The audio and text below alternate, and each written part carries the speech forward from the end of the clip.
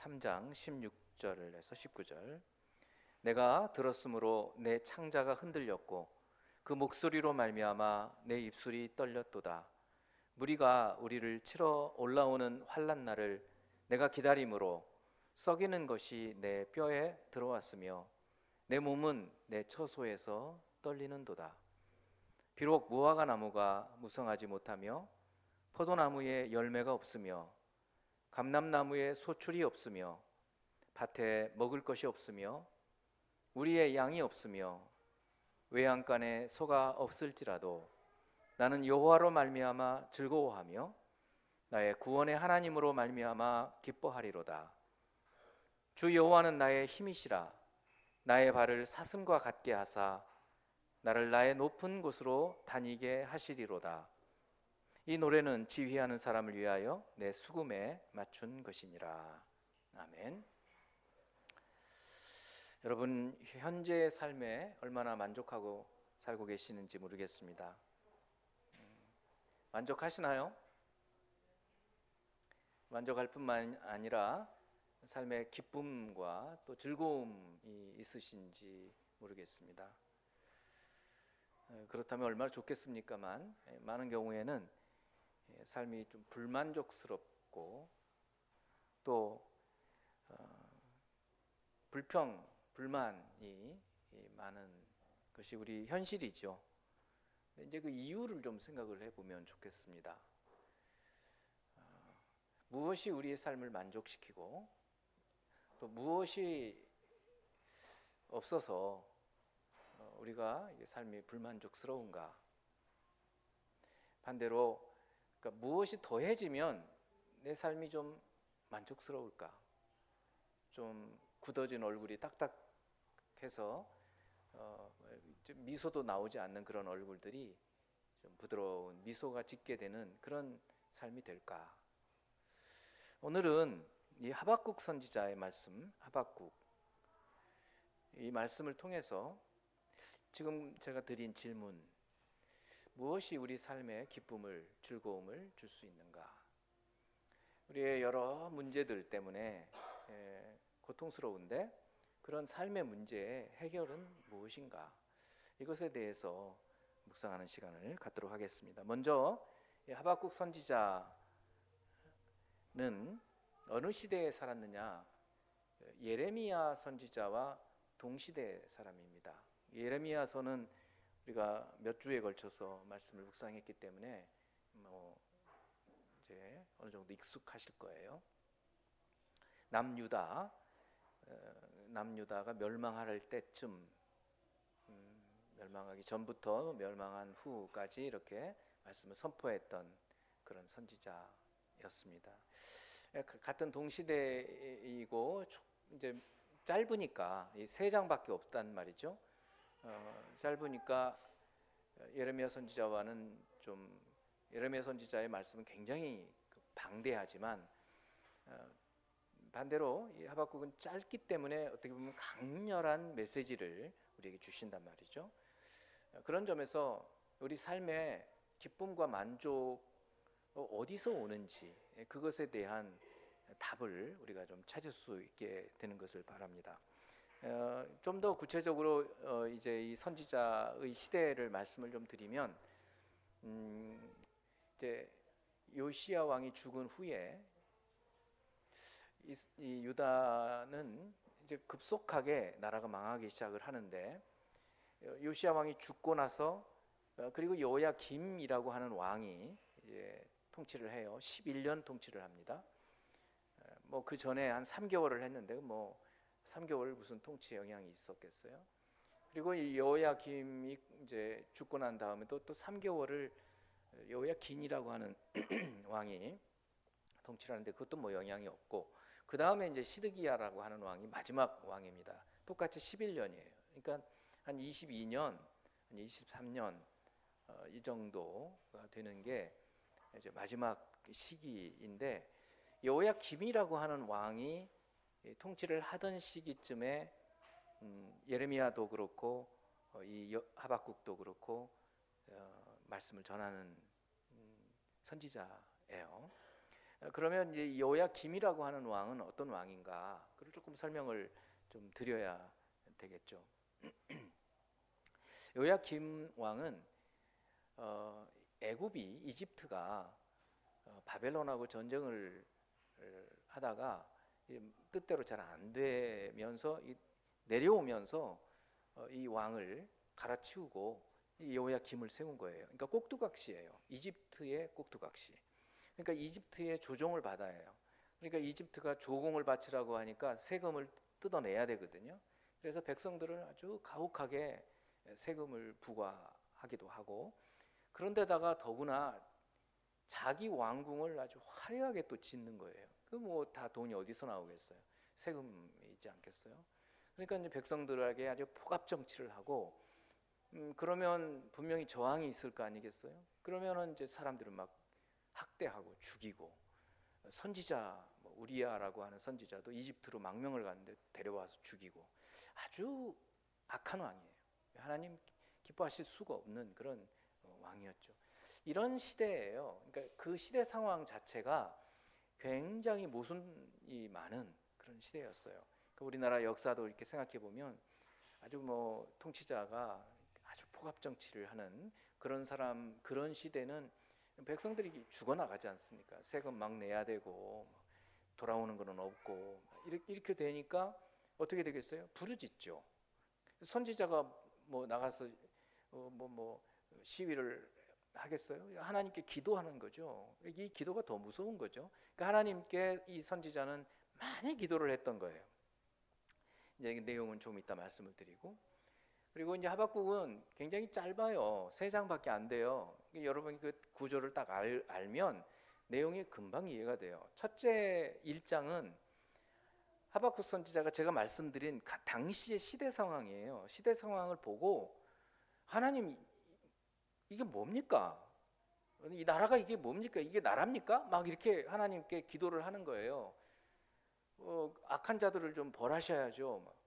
응답을 안 하시는 거예요. 여러 번 기도를 했는데 응답을 안 해주셔요. 근데 이제 이번 이제 이 하박국서에 나와 있는 대로 기도를 했더니 하나님이 금방 응답을 하셔요. 그래서 하박국의 질문과 하나님의 대답, 그리고 그 대답을 듣고 깜짝 놀래가지고 다시 한번 질문을 해요. 그게 하박국 1장이에요. 그리고 2장은 그 두 번째 하박국의 질문에 대한 하나님의 대답이 2장 전체예요. 굉장히 길어요. 그리고 그 핵심 내용은 오직 나의 의인은 믿음으로 말미암아 살리라. 이게 이제 핵심적인 하나님의 대답이었어요. 그리고 우리는 별로 감흥이 없지만 이 하박국은 그 말씀 딱 그 한마디만은 아니지만 그 말씀을 듣고 굉장히 충격을 받은 것 같아요. 자기가 물었던 모든 질문들의 해답을 들은 거예요. 그래서 하나님께 기도해요. 그리고 오늘 본문이 비록 무화과 나무에 소출이 없고 포도나무에 열매가 없고 감람나무에 결실이 없어도 나는 하나님으로 말미암아 즐거워하고 기뻐하리라 하는 그런 말씀이 이제 마지막 부분에 있는 거예요. 근데 우리는 이제 그 부분 가지고 찬양도 많이 하고 하지만 하박국을 읽어봐도 왜 이렇게 이 사람은 기뻐하고 즐거워하지? 잘 이유를 알 수가 없어요. 이제 설명을 제가 드리면 조금 이해가 되실 거예요. 그렇게 되어 있어요. 1장에서 하박국의 두 개의 질문과 하나님의 하나의 대답, 2장은 하나님의 대답, 3장은 그 대답을 듣고 하나님께 하는 기도, 끝. 이렇게 되어 있어요.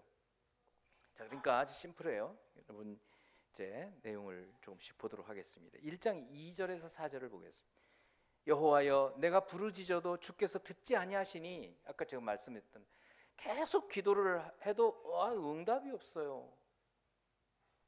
근데 이 선지자의 기도, 우리들도 기도, 이 성경에 나오는 기도, 이 선지자들이든지 나중에는 서신서 같은데 사도 바울의 기도라든지 이런 성경의 기도를, 시편의 기도라든지 보면서 우리의 기도를 좀 비교해 봐야 돼요. 우리는 늘 우리의 필요들만 기도하면 그냥 그 수준인 거예요. 근데 수준은 높여야 되겠다 이렇게 해서 기도하는 것이 아니고 점점 하나님께로 초점을 맞추다가 보면 이제 기도가 바뀌어지기 시작하는데, 오늘 이제 하박국이 이렇게 기도하는 거예요. 하나님께 내가 부르짖는데 하나님 응답 안 하십니다. 내 몸이 아픈데 아니면 내 필요가 있는데 그렇게 기도했는데 왜 안 해주세요? 이런 기도가 아닌 거예요. 한번 보세요. 여호와여 내가 부르짖어도 주께서 듣지 아니하시니 어느 때까지리까? 언제까지 안 듣겠어요? 그 다음에 보세요. 내용이 뭐냐? 내가 강포로 말미암아 외쳐도 주께서 구원하지 아니하시나이다. 아까 강포 이게 뭔가 하면 지금 이 정권이 이게 뭡니까? 하나님 왜 이렇게 사람들을 학대하는 거예요? 이 왕이 이런 기도를 한 거예요. 근데 그럼 하나님께서 왕을 좀 심판하시든지 뭐 그러셔야 되는데 그냥 내버려 두신단 말이에요.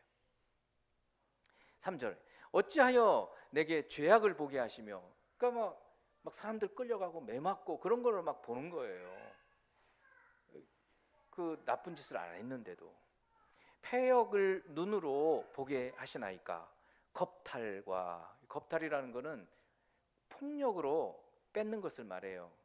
뭐 여자를 이렇게 겁탈한다는 표현이 제일 많이 쓰이긴 하지만 꼭 그것만이 아니에요. 이제 재산을 강제로 뺏어가면 그게 겁탈이에요. 겁탈과 강포라는 말은 아주 우악스럽고 사나운 거를 말해요. 그러니까 그냥 온통 폭력이에요. 폭력.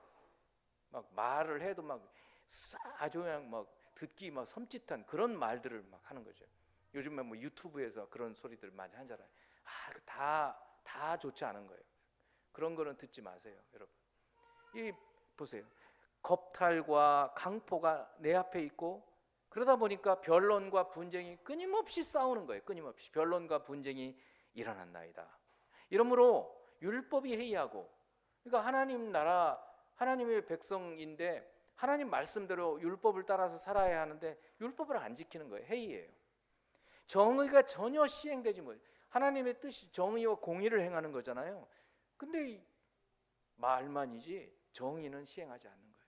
내가 법이야 그러면서 막 세금 뜯어내는 거예요. 막 함부로 죽여버리고 선지자도 죽여버리고 지금 이런 상황인 거예요. 그러니까 선지자는 자기 문제를 두고 기도하는 것이 아니라 하나님의 나라, 하나님의 백성, 하나님의 통치가 있는 이 나라가 이게 뭡니까 하나님? 이렇게 기도한 거예요. 예를 들자면 우리 교회를 생각해 보십시다. 가정도 마찬가지고, 여러분의 가정이 하나님 나라가 임했다고 하면 가정에 평안해야죠. 그렇죠? 가정에서 하나님 말씀대로 돼야 될까요? 근데 만일에 가정에서 막 싸움이 일어났다고 생각해 보세요. 그럼 기도해야 되는 거예요. 하나님 우리 가정이 왜 이럽니까? 자신을 돌아봐야 되겠죠. 교회가 만일에 그렇다고 한다면 교회를 두고도 기도해야 되겠죠. 나라가 그렇다 그러면 나라를 두고 기도를 하는 거예요. 지금 선지자의 기도는 이런 기도였어요. 그런데 하나님께서 오랫동안 응답을 안 하시다가 이번에 기도를 했는데 하나님 응답을 하시는 거예요. 그게 5절 6절 부분이 첫 번째, 그러니까 하나님 이게 뭡니까? 이 나라가 지금 이 유다가 이게 뭡니까? 하는 오랜 기도에 하나님이 응답을 어떻게 했느냐면 5절에 여호와께서 이르시되 너희는 여러 나라를 보고 또 보고 놀라고 또 놀랄지어다. 이거 어렵죠? 좀 풀어드리면 이건 거예요. 자, 하박국 너 시야를 좀 넓혀. 어떻게 넓혀요? 너희 나라만 유다만 보지 말고 세계를 한번 봐. 어디를 봅니까? 중동이죠. 자기가 살고 있는 그 지역을 한번 봐. 여러 나라들을 한번 봐. 놀라운 일이 일어날 거야. 그래서 그런 말씀인 거예요. 지금 여호와께서 이르시되 너희는 여러 나라를 보고 또 보고 놀라고 또 놀랄지어다. 너희의 생전에 내가 한 일을 행할 것이라. 누가 너희에게 말할지라도 너희가 믿지 아니하리라. 너 살아있는 동안에 내가 한 가지 일을 할 텐데 사람들이 그 말을 해줘도 안 믿을 거야. 그런 일이 정말 일어난다고? 그런 얘기예요. 그 무슨 일인가? 구체적으로 이제 얘기하기 시작하는 거예요. 6절 보라 내가 사납고 성급한 백성 곧 땅이 넓은 곳으로 다니며 자기의 소유가 아닌 거처들을 점령하는 갈대아 사람을 일으켰나니. 여기 갈대아가 바벨론이라는 나라를 말하는 거예요. 그 지역 이름이에요. 갈대아, 사마리아, 그러니까 아가 붙으면 지역이에요. 갈대아, 이 바벨론을 일으켜서 내가 너 기도했잖아. 유다, 하나님 이게 뭡니까? 이게 나라입니까? 좀 심판해 주세요. 내가 그럴 거야. 여러분 이 말을 들을 때 어떤 생각이 들겠어요? 아니 하나님 그러시면 안 되죠. 그 나라는 악한 나라 아니에요. 갈대아, 바벨론, 이방, 믿지도 않는 아주 사악한, 여기 뭐라고 그러대? 사납고 성급한 백성. 사납고 성급한 백성이에요. 그리고 자기 땅 아닌 데를 막 약탈을 해요. 그런 사람들을 통해서 내가 너희 나라, 너희 지금 통치자, 집권 세력 내가 박살을 내줄 거야. 그런 얘기인 거예요. 그러니까 여러분 이 말을 듣고 하박국이 어떻겠어요? 아멘 그랬겠어요? 아니죠. 안 되죠 하나님. 그래서 두 번째 질문이 그거예요. 하나님 어떻게 공의의 정의의 하나님께서 더 악한 사람들을 통해서 우리를 징계하시나요? 그럼 안 되시죠. 그래도 우리는 하나님 나라인데 어떻게 악한 그 바벨론을 통해서 징계하신다는 말이에요? 두 번째 질문이 그거예요. 그리고는 이 2장에서 이 사람이 이제 아마 보초를 섰던 것 같아요. 파수하는 곳에 올라가서 하나님께서 이번에 또 뭐라고 말씀해 주시는지 들어봐야 되겠다. 그랬는데 이제 말씀이 들리는 게 2장 전체인 거예요. 그리고 내용의 핵심은 오직 의인은 믿음으로 말미암아 살리라. 그러니까 막 하나님께서 그 이 바벨론을 통해서 나라를 징벌하고 막 이제 그런 얘기들이 나오고, 그리고 나오는 사이에 이제 이 오직 의인은 믿음으로 말미암아 살리라라고 말씀하시고, 그 바벨론도 하나님께서 벌하시겠다는 말씀을 하시는 것이 2장이에요. 그겁니다. 자, 이제 두 번째로 의인은 믿음으로 산다. 이 말씀에 대해서 우리가 생각해 봅니다. 2장 4절에 있는 말씀이에요. 보라 그의 마음은 교만하며 그 속에서 정직하지 못하나 의인은 그의 믿음으로 말미암아 살리라. 우리 한번 같이 읽어봅니다. 시작. 보라 그의 마음은 교만하며 그 속에서 정직하지 못하나 의인은 그의 믿음으로 말미암아 살리라. 많은 해석이 필요해요. 그의 마음, 여기서 그는 누구를 말할까? 의인은 그의 믿음, 여기 그는 같은 사람일까 다른 사람일까? 굉장한 이제 해석이 필요한 부분이에요. 그래서 제가 여러분께 말씀을 드리는, 그의 마음은 여기 바벨론 사람들을 말하는 거예요. 그 이제 2절부터 나오는 얘기가 이 유다의 죄에 대해서 하나님의 채찍으로 이 유다를 징벌하시는 바벨론을 말하는 거예요. 그리고 그 바벨론 사람들은 어떤 사람들인가? 아주 교만한 사람들이에요. 그리고 정직하지를 못해요. 아주 사기치는 나라예요. 아주 그 올곧지가 않아요. 믿음이 없어요. 하나님께 대한 신실함이 없어요. 그렇게 그 나라가 와가지고 완전히 나라를 초토화시킨다는 거예요. 그런데 그 다음에 의인은 그의 믿음으로 말미암아 살리라. 여기 그는 의인을 말하는 거예요. 그럼 누구를 얘기할까요? 하나님의 이 유다 백성들 가운데에서 하나님을 잘 신실하게 믿는 사람들을 얘기하는 거예요. 이 하박국과 같은 사람이죠. 의인은 그의 믿음으로 말미암아 살리라. 이렇게 말씀을 해주셨어요. 이게 핵심이에요. 그러니까 하나님 하박국의 두 번째 질문에 대한 하나님의 대답이 이거라고요. 여러분이 이 구절은 익숙한 것이 신약에서 사도 바울이 로마서 1장 17절에서 말씀을 하시기 때문에 그래요. 로마서 1장 17절 보면 복음에는 하나님의 의가 나타나서 믿음으로 믿음에 이르게 하나니 기록된 바 오직 의인은 믿음으로 말미암아 살리라 함과 같으니라. 그러니까 함과 같으니라는 말은 인용을 했다는 얘기예요. 자기가 이 말씀처럼 복음에는 하나님의 의가 나타나서 믿음으로 믿음에 이르게 한다는 말씀이에요. 그러니까 사실 이제 사도 바울이 예수님을 경험하고 그의 인생이 바뀌었어요. 그의 모든 인생의 문제가 해결이 돼요. 그러면서 이 선교사가 되는 거잖아요. 복음을 전하는 사람이 되어서 복음을 전하는 거예요. 그게 무엇 때문이냐? 이 복음 때문이에요. 복음. 여러분 복음 그러면 많이 듣지만 아리송하는 그렇게 들리는 분들 계실 거예요. 복음은 그냥 우리말 뜻으로 보면 좋은 소식, 기쁜 소식, 기쁜 소식이라는 뜻이에요. 영어도 똑같아요. Good news예요. Good news. 유앙겔리온이라는 말이에요. 좋은 소식이에요. 그러면 좋은 소식은 그럼 구체적으로 누구를 얘기하는가? 무엇을 얘기하는가? 예수님이 오셨다는 거예요. 그러니까 복음 그러면 예수님이라고 생각해도 틀림없어요. 다시 또 조금 다르게 얘기하면 복음 그러면 여러분이 우리 알고 있는 4개 복음서 있잖아요. 마태, 마가, 누가, 요한 복음이라고도 생각해도 돼요. 예수님의 말씀과 예수님의 행적들이에요. 예수님의 사역. 그래서 이제 이번 주부터 우리가 이제 마태복음으로 들어가지 않습니까? 성경 통독하시는 분들은 이제 복음서를 여러분이 읽으실 때에는 복음서에 나타나는 이 예수님을 통해서 많은 것을 볼 수 있어야 돼요. 이 복음서에서 예수님을 만난 사람들이 있어요. 이 만난 사람들이 예수님을 만나고 어떻게 왜 변화됐는지를 보셔야 되는 거예요. 그거를 이제 새로운 시각을 갖고 또 한번 보시라고요. 그래서 복음에는 하나님의 의가 나타난다는 거예요. 예수님께는 하나님의 공의와 정의가 드러났다는 거예요.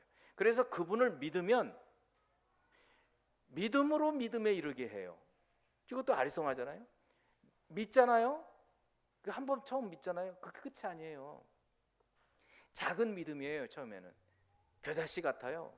그런데 그 믿음을 계속 우리는 추구하잖아요. 매 주일 예배를 드리고 말씀을 듣고 성경을 읽고 그런 사람들이 없죠. 세상에서 어떻게 그렇게 하나요?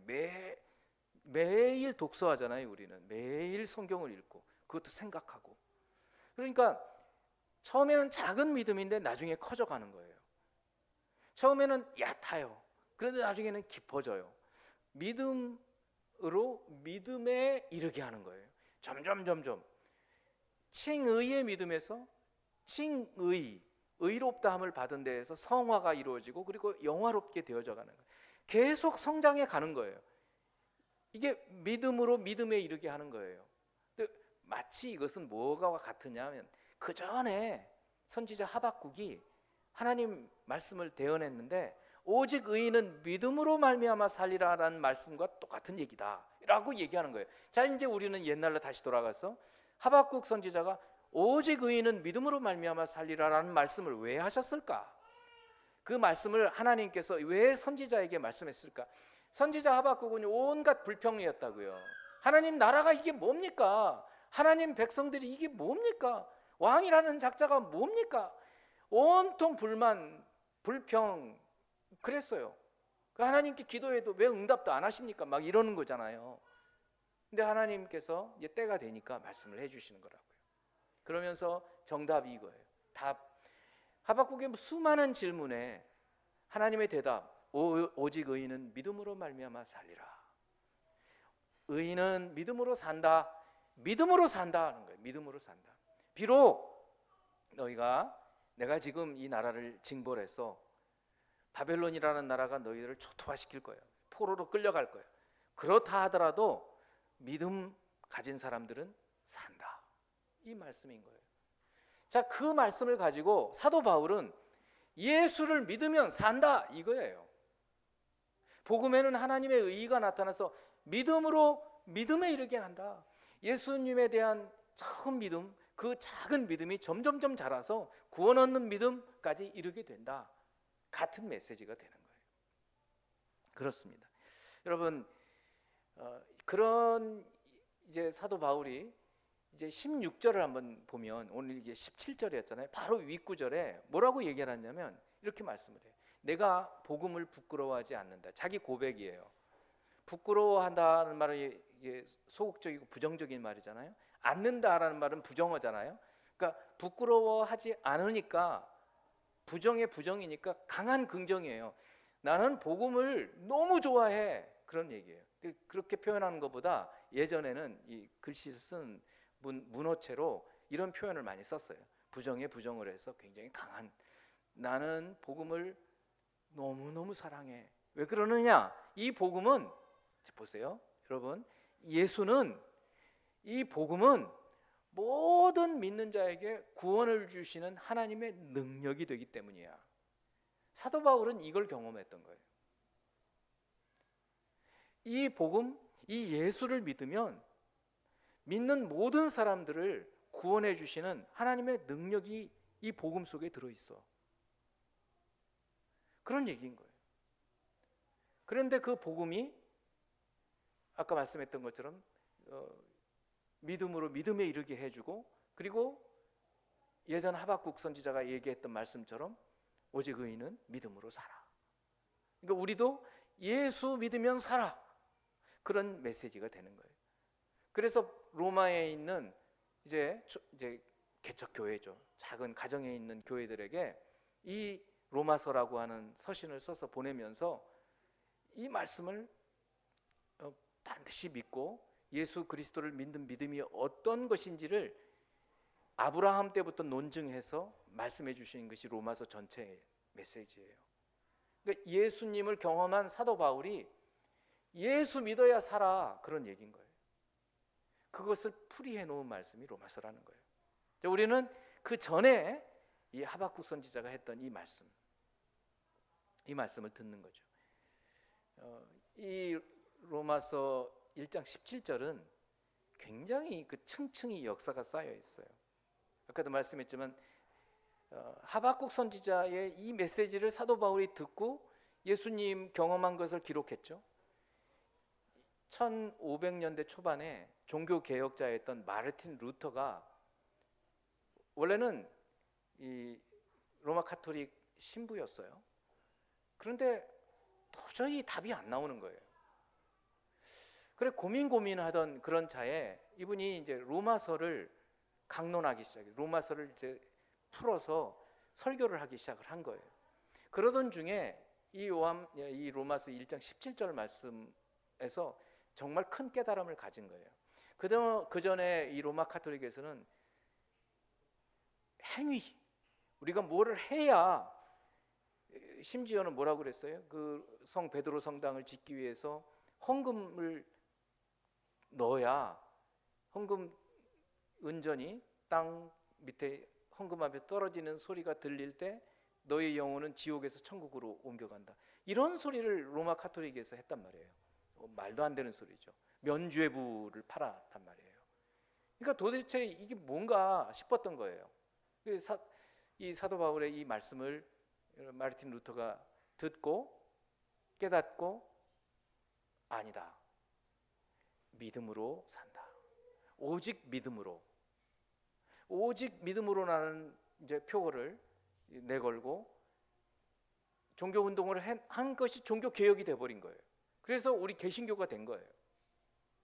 엄청난 사건이잖아요. 이 한 구절의 말씀에서 하박국 선지자가 말씀했던 그 말씀, 그리고 그걸 인용한 사도 바울의 말씀, 예수님에 대한 말씀, 그리고는 종교 개혁이 일어났어요.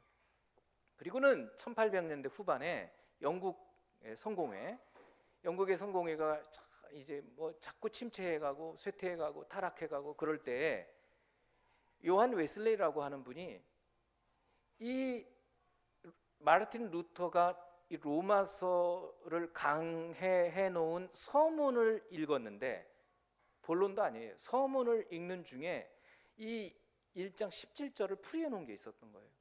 그거를 보다가 충격을 받고 종교 운동을 다시 시작하는 거예요.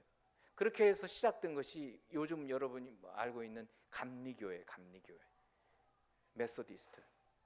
그러니까 이게 감리교든 뭐 장로교든 제가 그 말씀을 드리는 게 아니라 이 한 구절의 말씀의 의미를 제대로 깨닫고 충격을 받고 인생의 문제에 해답을 얻은 분들이 층층이 쌓여 있다라는 말씀을 드리는 거예요.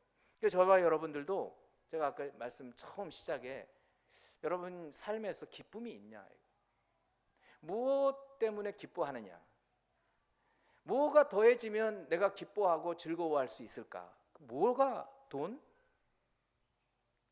있으면 잠깐은 그럴 수 있을 거예요. 돈만 가지고는 아닐 거예요.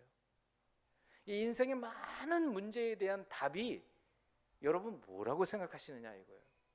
하박국이 그 많은 문제들에 대한 질문을 하나님께 했을 때 그 답을 주신 것이 오직 의인은 믿음으로 산다였어요. 그리고 사도 바울은 복음이라고 얘기한 거예요. 그 뭐예요? 예수님. 그러니까 우리의 수많은 문제들에 대한 대답이 예수 그리스도라는 거예요. 여러분 그렇게 믿습니까? CCC라고 있죠. 기독 학생 선교회라고 하는 그 CCC. 우리나라 CCC를 누가 들여왔냐면 김준곤이라는 목사님, 혹시 기억하시는 분 계실지 모르겠어요. 2009년에 소천하셨는데 그분이 우리나라의 CCC를, 대단한 분이죠. 지금의 CCC를 만들어 놓기까지. 이분이 설교를 한번 한 적이 있어요. 근데 그 설교라고 할까, 하여튼 이분이 말씀한 것이 백문일답이에요. 오늘 제 설교의 제목이에요. 100가지 질문에 답은 하나다라는 거예요. 백문일답. 100가지를 다 말씀드리면 여러분 힘드시겠죠? 몇 가지만 제가 말씀드려 볼게요. 제가 질문하면 여러분은 대답이 뭐겠어요? 예수 그리스도, 그러시면 되는 거예요. 오늘 우리 머리 위에 하늘을 활짝 열고 계시는 분은 누구십니까? 그렇습니다. 이렇게 하는 겁니다. 우리를 보고 가장 기뻐하는 분은 누구십니까? 이 땅의 모든 민족이 돌아가야 할 곳은 어디입니까? 이 땅의 모든 교회가 무릎을 꿇어야 하는 분은 누구십니까? 모든 민족을 품으시고 계신 분은 누구십니까? 이런 식으로 쭉 말씀하시는 거예요. 내가 알기 원하는 분은 누구십니까? 내가 더 알기 원하는 분은 누구십니까? 내가 평생 알기 원하는 분은 누구십니까? 나를 가장 알고 싶어하는 분은 누구십니까? 그렇습니다. 이렇게 얘기하는 겁니다. 조금 이렇게 표현하기도 해요. 이분이 세상이 뭐라 해도, 세상이 우리한테 막 비난하잖아요. 세상이 뭐라 해도 우리가 생까는 이유가 무엇입니까? 이런 표현을 썼어요. 젊은이들이니까 막 그런 것 같아요. 그런 깡다구가 어디서 나옵니까? 예수 그리스도. 대답하셔야죠. 세상이 내게 돌을 던져도 상관 안 하는 이유는 무엇입니까? 돌 맞아도 아프기는커녕 실실 웃는 이유는 무엇입니까? 예수 그리스도. 그렇습니다. 보혈을 지나 하나님 품으로 한 걸음씩 나가게 하신 이는 누구십니까? 이거는 제 그냥 생각인데, 보혈을 지나 우리 찬양했잖아요. 이분이 이것 때문에 그랬나? 이런 생각이 얼핏 들 정도예요. 이거 굉장히 오래된 설교거든요. 내 영을 새롭게 하시는 분은 누구십니까? 맞아요. 이렇게 100가지 질문에 대답은 하나, 예수 그리스도라는 거예요. 여러분, 우리가 인생살이 가운데 수많은 문제들이 많고 수많은 기도 제목들이 많아요. 그런데 이 모든 문제들에 대한 답은 정말 하나, 예수 그리스도이신 거예요. 오직 의인은 믿음으로 산다는 거예요. 믿음으로 살 수 있다는 거예요. 몸이 좀 아파도 믿음으로 이겨낼 수 있어요. 돈이 좀 없어도 전능하신 하나님에 대한 믿음으로 살 수 있습니다. 여러분, 자녀 문제에 대한 답이 무엇입니까? 예수 그리스도예요. 여러분, 지금 골치 아파가지고 지금 예배 드리고 설교 듣는데도 자꾸 딴 생각이 나는데 그 문제에 대한 답이 누구입니까? 그렇습니다. 오늘 하박국 선지자에게 하나님께서 하박국이 불평, 불만, 이건 왜 이래요 도대체? 이 나라가 이게 뭡니까? 하나님 가만두시겠어요 지금? 그래서 그래 내가 징계할 거야, 바벨론을 통해서 멸망시킬 거야. 그러니까 또 불평하잖아요.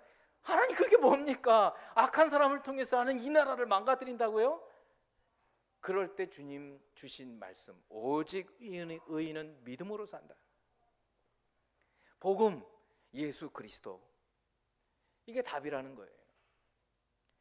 이제 여러분들이 이제 코인노니아 시간에 한번 같이 나눠보세요.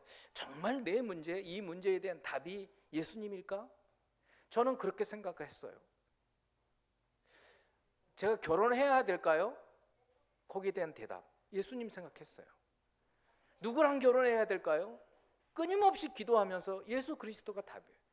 제가 인생을 어떻게 살아야 될까요? 예수 그리스도예요. 지금도 마찬가지예요.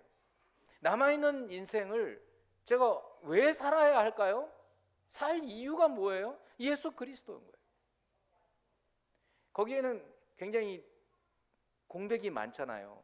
거기까지 그 공백을 여러분이 코이노니아 시간에 한번 퍼즐을 맞춰 보시라고요. 왜 내 자녀의 문제에 답이 예수님일까? 생각해 보시라고요. 그걸 나눠 보시라고요. 그게 답이 되는 거예요. 이 하박국은 그거를 깨달았어요. 그 공백을 메꾼 거예요. 그게 3장이고요. 마지막 부분, 오늘 본문이에요. 17절 18절 보세요. 비록 무화과 이분이 자기의 많은 질문과 많은 불평과 하나님께 대한 그런 의문에 대해서 오직 의인은 믿음으로 말미암아 산다, 이 하나님 말씀을 들은 다음에 우리는 이해가 안 간다니까요. 보세요. 비록 무화과 나무가 무성하지 못하며 포도나무에 열매가 없으며 감람나무에 소출이 없으며 밭에 먹을 것이 없으며 우리의 양이 없으며 외양간에 송아지가 없을지라도, 이 말은요, 나한테 돈이 하나도 없다는 거예요. 빈털털이라는 거예요. 그런데 어떻게 나는 여호와로 말미암아 즐거워하며 나의 구원의 하나님으로 말미암아 기뻐하리. 어떻게 즐거워하고 기뻐할 수 있느냐? 여호와로 말미암아요. 여호와로 말미암아. 이 하나님이 답이다 하는 거예요. 하나님. 오직 의인은 믿음으로 산다. 나라는 망해도 하나님 계셔요. 하나님이 구원하셔요. 아, 그렇구나. 결국 하나님께서 이루시는구나 하는 이 깨달음을 갖게 되는 거예요. 그렇기 때문에 상황이 어려워도 즐거워하고 기뻐하는 것은 바뀌지 않을 수 있어요. 여러분, 정말 돈이 좀 없어도요, 좀 불편할 뿐이에요. 몸이 좀 아파도요, 몸이 아프면 고통스럽긴 하죠. 뭐 거기서 실실 웃을 수는 없잖아요. 몸이 아픈데 막 아프죠. 그렇지만 내적으로 그래도 난 뭐 죽어도 괜찮아. 나 하나님께로 가는데, 이제 하나님 나라를 자꾸 생각하는 거예요. 오직 의인은 믿음으로 살아. 너 믿음으로 사는 거야? 믿음을 가져. 이 울림이 이 하박국 선지자에게 계속 울리는 거죠. 그러니까 아무것도 없어도 괜찮아. 오직 하나님, 여호와 하나님으로 말미암아 즐거워하고 여호와 하나님으로 말미암아 기뻐하리로다. 여호와는 나의 힘이시다. 나의 힘이시고 나의 구원이시다는 이 앞뒤 구절을 보면 하나님이 나의 구원이시다, 하나님이 나의 힘이시다, 이렇게 고백을 하는 거예요. 예수 그리스도가 이번 주부터 읽기 시작하는 마태복음부터 생각해 보세요. 읽어 보세요. 뭐를 읽으시냐면 예수님을 만난 사람들을 보세요. 어떤 사람들은 병이 나요. 어떤 사람들은 인생이 바뀌어요. 제자들 같은 경우가 그러는 거예요. 저는 병 나은 거는 그렇게 또 아프고 또 아니면 죽었을 거예요. 근데 제자들을 생각해 보세요. 어부들인데요, 베드로가 됐다니까는요. 베드로 성당 가보세요. 그 베드로, 요즘에 이름 피터, 바울, 폴, 바오로, 그러니까 그 이름이 별과 같이 빛나잖아요. 2000년을 빛나고 있잖아요. 지금 예수 안에 있을 때 그렇게 된다는 거예요. 그게 놀라운 일인 거죠. 우리 인생이 바뀌어버리는 거예요. 우리 가문이 바뀌어버린다고요. 가문이 바뀌어요. 예수 안에 있으면. 예수님 복음에는 하나님의 의가 나타나서 믿음으로 믿음에 이르게 하는 거예요. 여러분, 현재의 믿음에 머물러 있으면 안 돼요. 날마다 성장해 가는 거예요. 믿음으로 믿음에 이르게 하나니 이는 오직 의인은 믿음으로 말미암아 살리라 함과 같으니라. 충격적인 메시지 아닙니까? 이 하박국 말씀에서 로마서에서 마르틴 루터로, 요한 웨슬레로, 그리고 우리에게로, 여러분 개인과 가정이 이 오직 믿음, 오직 예수, 오직 복음으로 완전히 인생이 바뀌어지고 가정이 바뀌어지고 가문이 바꾸어지는 역사가 일어나기를 주님의 이름으로 축원합니다. 기도하겠습니다. 잠깐 한번 기도하죠. 여러분, 오늘 이 말씀을 따라서 정말 내 모든 문제의 답은 예수님, 백문일답, 만문일답, 만 가지 문제가 있어도 답은 하나예요. 어떻게 그렇게 되는가 기도하시면서 주님께 아뢰는 그런 시간 갖도록 하겠습니다. 기도하겠습니다. 할렐루야. 하나님, 우리에게 구원을 주시되 사탄에게 묶여서 죄와 어둠 가운데 살았던 저희들을 예수 복음 듣고 작은 믿음, 겨자씨 같은 믿음, 그런 믿음을 가지고 있었는데 믿음으로 믿음에 이르게 하여서 지금 오늘 이 정도까지 왔습니다. 하나님, 여기에 머무르지 않게 하여 주시고 더욱더 하나님, 저로부터 시작하여 저희 가족이, 가문이, 공동체가, 나라가 변화되기를 원합니다. 요한 웨슬레로부터 시작하여서 영국의 교회가 변화되기 시작하고 영국이 놀라운 정말 해가 지지 않는 나라, 하나님 그들을 변화시키는 그러한 나라가 되었던 것처럼 마르틴 루터로 시작해서 종교개혁이 일어나서 오늘날의 개신교의 시작이 이루어졌던 것처럼 하나님 아버지, 오늘 주신 주의 말씀, 오직 의인은 믿음으로 말미암아 살리라,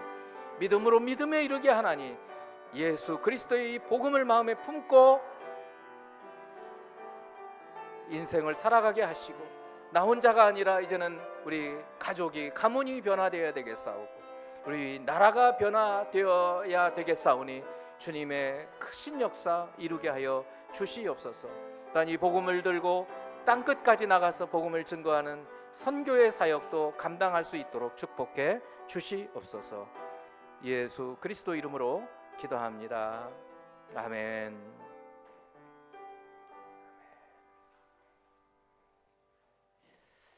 하나님께 드린 예물 찬양합니다.